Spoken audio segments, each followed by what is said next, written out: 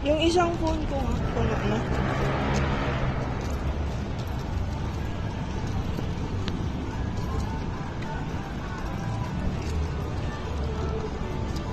Tawid tayo.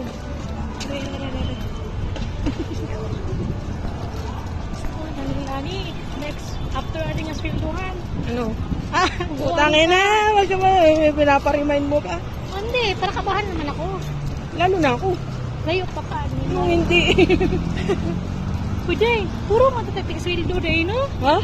Puro ting sweldo ang ato ang atangan ni Ayo, no? Dako, ako, sweldo. Imo, sweldo sad. Uy, lani, parang sustain tayo, ah.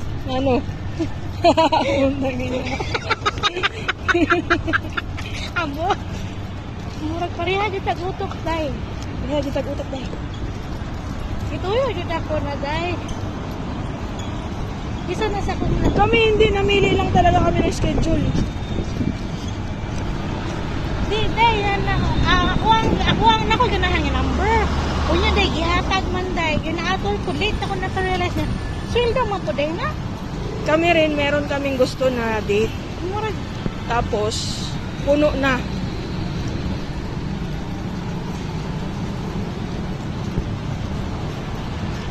okay, masarap yung kuhan, good. Diba, 90?